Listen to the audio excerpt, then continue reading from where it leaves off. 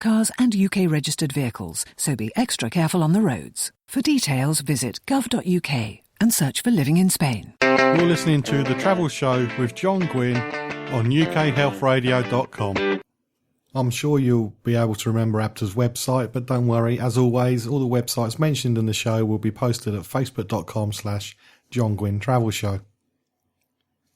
Still to come, there's some more Brexit advice, but this time from the UK European Consumer Centre. They've come on the show quite a lot recently to offer consumer advice, and they're going to give a little bit more about the uncertainty that there is around at the moment because of the vote in the referendum last week. But for now, you're going to have to put up with me going through some tips about holidays. It's nearly peak holiday time, and so there's going to be loads of advice. There was some in the Saturday papers. I'm not going to mention the paper, but I found 6 half-truths or total inaccuracies in the article. I did write in to the editor to point this out, but I haven't heard anything back yet. I'm not holding my breath. But there is plenty of advice, and some of it is good, some of it not so much. But here's my take anyway. But the first thing I'm going to talk about is something you may not have thought about when it comes to holiday, and that's your home. When you're away, you do need to make sure that your home looks like somebody is still living there. So, according to the police, you can do this by using automatic timer switches to turn your lights on and off, and radios as well. You should always remember to cancel any newspaper or milk deliveries, if anybody still gets milk delivered. I didn't know this until I wrote this article, but the Royal Mail offers a Keep Safe service, where this local sorting office keeps your mail for up to 2 months while you're away. I knew they could hold the mail, but I never knew it was called Keep Safe. So the website for Keep Safe, the web link for Keep Safe will be at the Facebook page.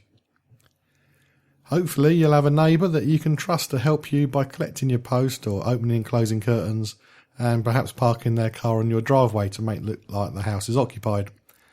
I've recently moved, as I've mentioned once or twice in the last 6 months, and I still haven't got to that stage with my neighbours yet. But hopefully you're better at getting on with people than I am. And of course this is most important, and most of the people I'm connected to on Facebook don't seem to pay any attention to this. Don't Facebook about your trip or tweet or whatever it is on social media. You may not have your security settings up right. Somebody could share the information and then somebody else can find it from that. Burglars are clever people, and they can use any information you post to their advantage. So if you're going to talk about your trip, talk about it once you get home, not while you're out there. Moving away from your home, there's some travel tips for you now.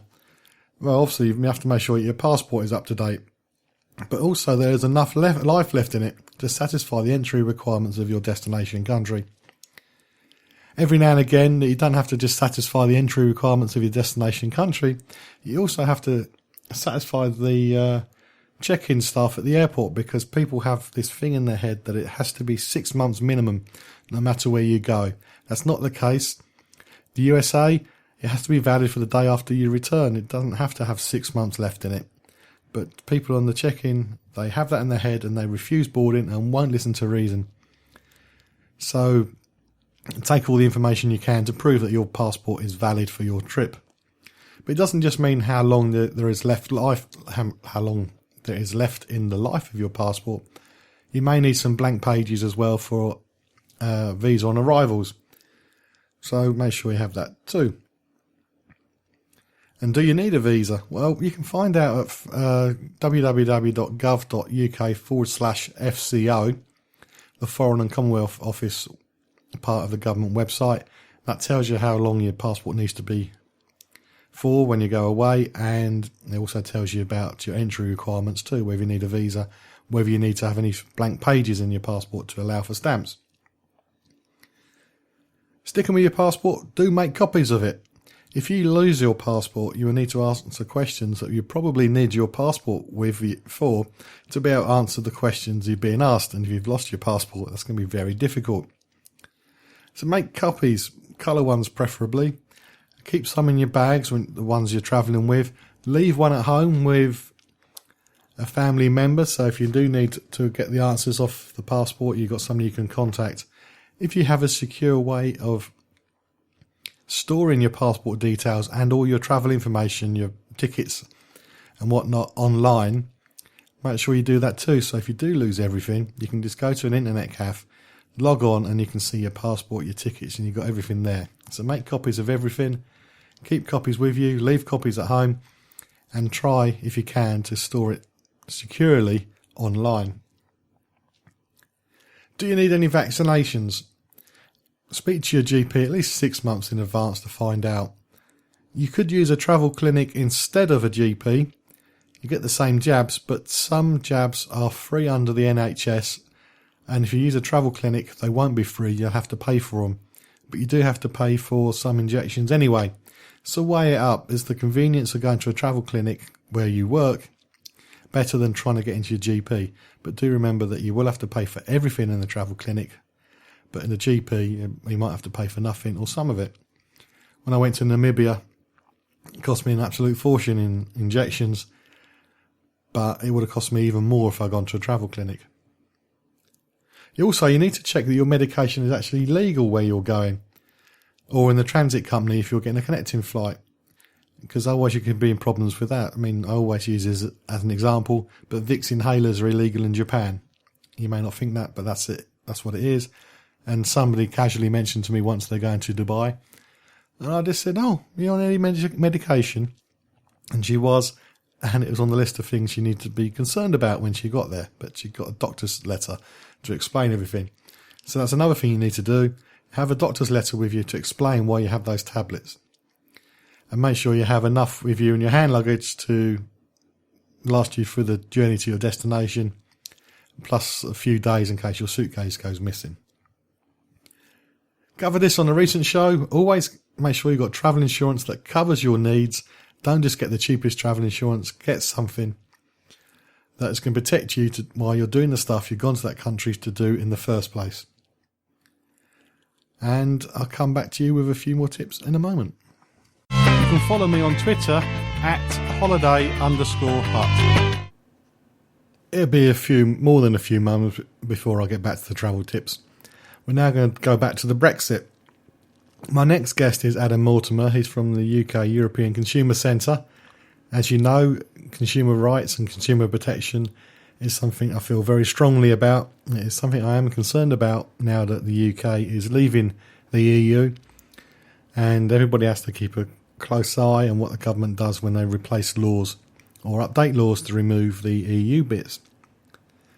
There's lots of stuff going on in the press about what's going to happen. We've already hammered about holidays in particular, but what about consumers in particular? Should UK consumers be worried at the moment about protection? And that's the first thing I put to Adam. Okay, well, we are in a period of uncertainty, but what I can say is that much of the current framework for consumer protection does come from EU legislation.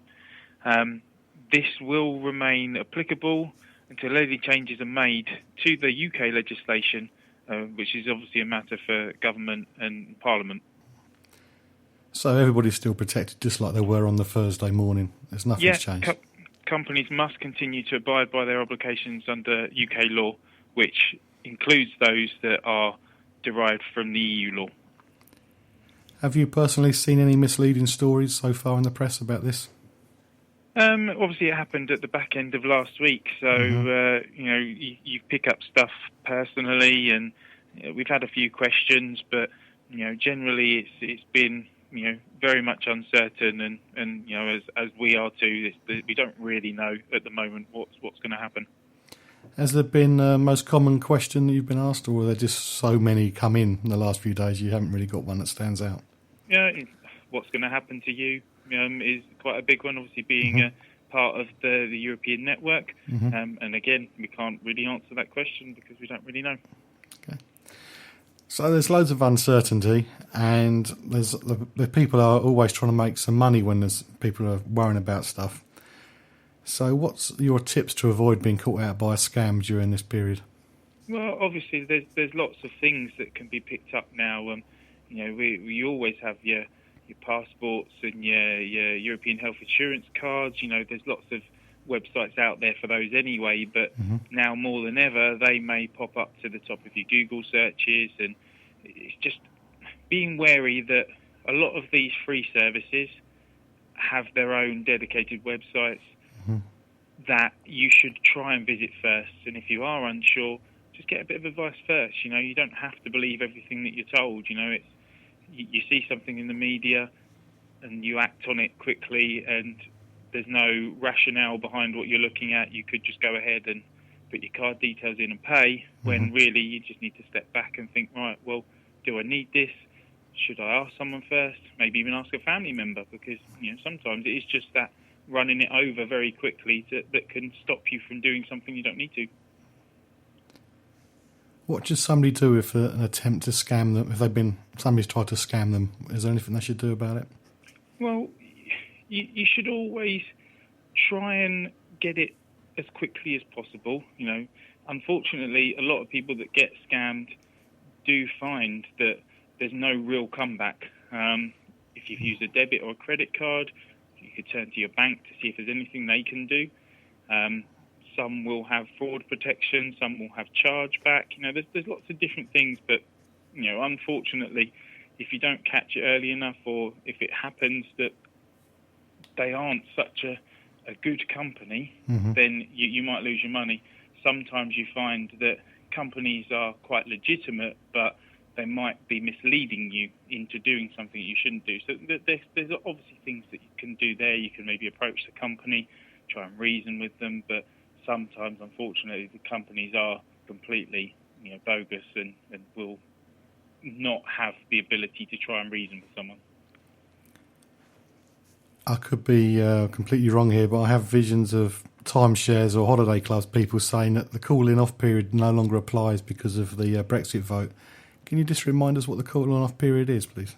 Yeah, so any timeshare or long-term holiday product that is covered under the legislation that is in place at the moment is 14 days. It's UK legislation, but it does derive from EU legislation. So that's an EU-wide 14 days. That will still be applicable to us, certainly at the moment, and going forward, I can't see that changing, but that's obviously then due to changes that are made from the government and Parliament. Once we're out, the Article 50's been, whatever it is, invoked or started. Is that going to be it for claims such as EU 261? It's just, that's it. We're no longer part of Europe. We're officially out. You can't claim. So would that make it risky to travel in the last few weeks of the 2-year period? It's a really good question, and it's probably one area of uncertainty that we aren't sure about. So concerning delay, cancellation or denied boarding, it is an EU regulation which isn't currently in UK law. So I can only say that it's probably one of the things that we're waiting to see what would happen with that. So, it's only been a few days, but is there anything in particular that the UK ECC would like to see from the government in the short term? Nothing needs to change, because certainly at the moment the legislation that protects us in the UK is UK legislation, because it derives from the EU legislation that it's come from in the first place. So nothing really changes, certainly in the short term, and probably in the long term as well, certainly for the foreseeable future, until you start seeing the government or Parliament making changes to laws if they deem that necessary. You've been on the show in the past about hire cars in Europe. Has anything changed on that? Is there anything we should be aware of before we drive in Europe? Well, look, there's currently no specific legislation for car hire, whether that be in the EU or in the UK. So there's nothing lost by the Brexit. Consumers still have a right to complain if they have a problem with our car hire whilst they're in the EU. If they don't supply the car, then it's just a breach of contract. So, you get the idea there that hiring cars are going to be exactly the same, because nothing was there in place to protect any more than what a regular person would expect anyway.